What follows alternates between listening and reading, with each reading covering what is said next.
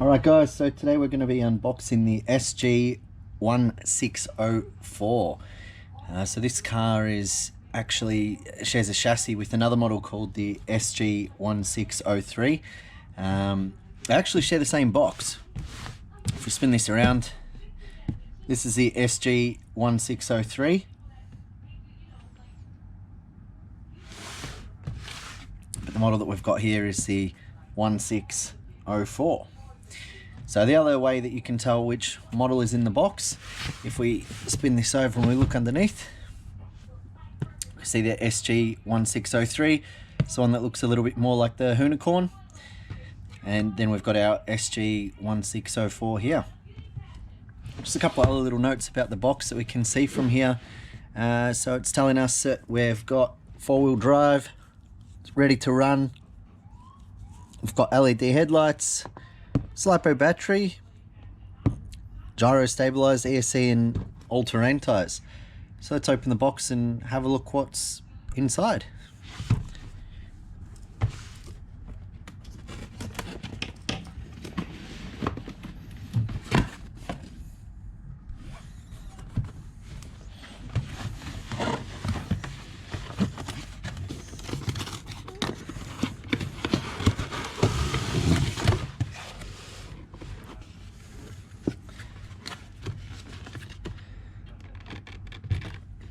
Okay, so it's got some good packaging in there. Looks like we've got some cable ties, which might be a little hard to see.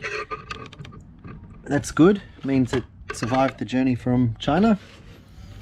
So let's get into that. Okay, before we do that, let's have a look what's in here. So we're going to have our controller in here.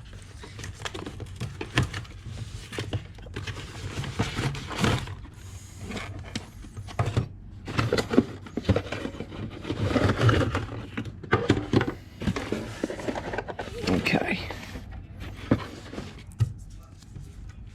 Alright, so let's have a quick look at the controller.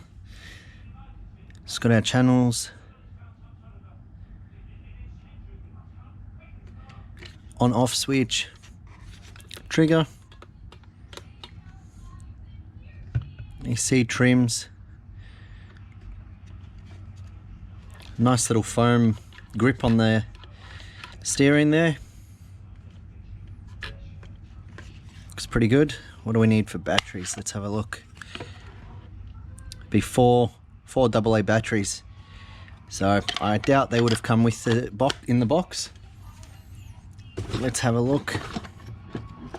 Accessories we've got in here.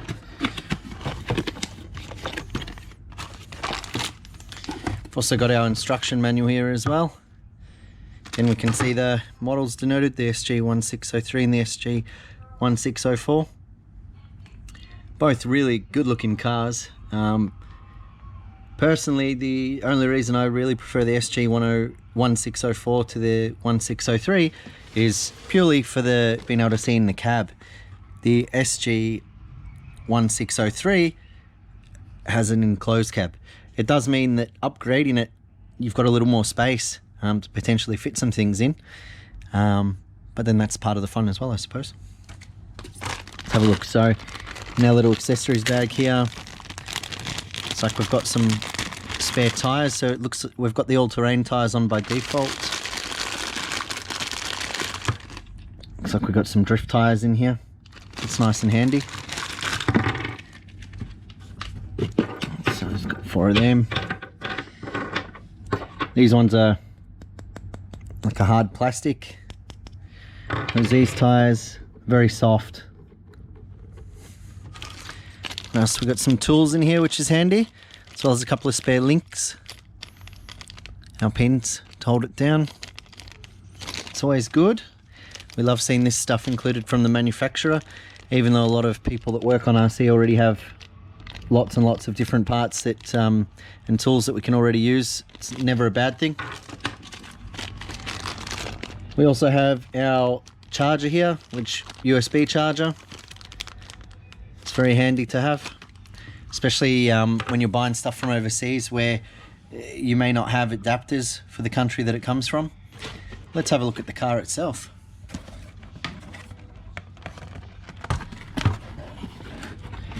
So kids are probably going to want their parent to give them a hand to get this out, because you need to use scissors or some sort of sharp device to cut these cable ties. All right, let's have a look. Here we go.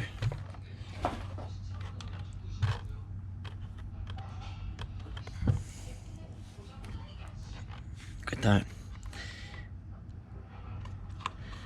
Looks a little, I thought it was a scratch. It's just some, looks like Glad wrap actually. Cling wrap. For some reason there's some cling wrap on there, which I guess was to protect it or something. So I'll have to get that up and later on and take that off. That's okay. Got the interior there, so we could give it a little bit of a paint job if we really wanted to. Change the color, maybe paint some dials in there. It's completely optional if you wanted to do that. Let's have a look at the back. It looks like it's actually, the whole body's covered in a little protective wrap, which is handy. Means that it's protected from the factory. So we'll have to peel that off later on, as you can see, little plastic wrap. So we'll take that off. Look at the back.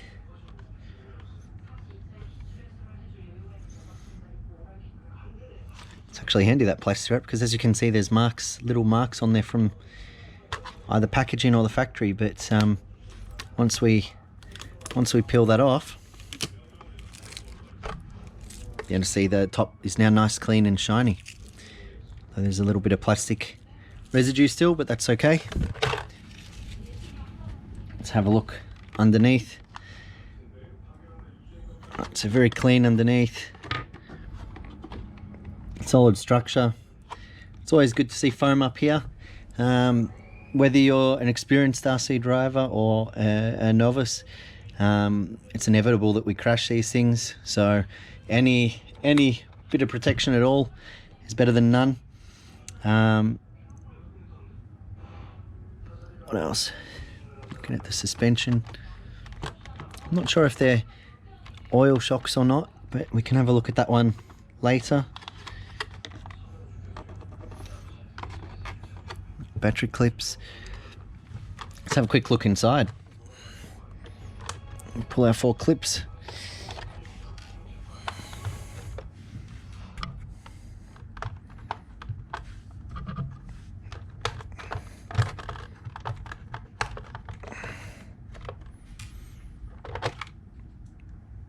Okay. So as we can see in there are cables. They of course link in the LED headlights to the back to the electronic speed controller. Got our motor. Got our battery. Now it did say LiPo on the box, but that's actually lithium ion. Let's just look at that. But all over YouTube you can see plenty of people have upgraded these things to LiPo and LiPo 2S, some 3S. I've also seen a few that have burnt down as well, melted their electronic speed controllers. So if you are going to upgrade these things, you've got a nice little platform, but best to make sure that things are compatible first.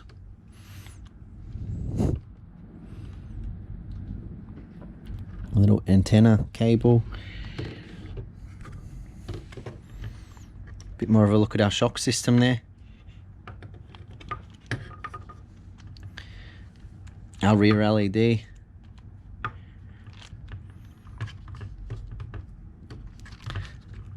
Now, the steering on these things, you notice there's no little trim adjuster on the bottom. The steering on these is fully proportional.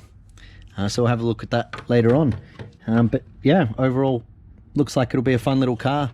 Whether you decide to just run it as is, or whether you look at it as something that you want to upgrade, and there's a lot of speedrun competitions on YouTube, or whether you just want to have a bit of fun drifting it around.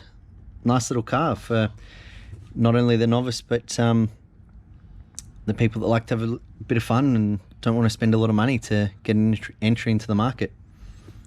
Right, thanks guys. Look forward to more videos in the future when we have a bit of a play with this, and maybe even look into some upgrades too. Take care.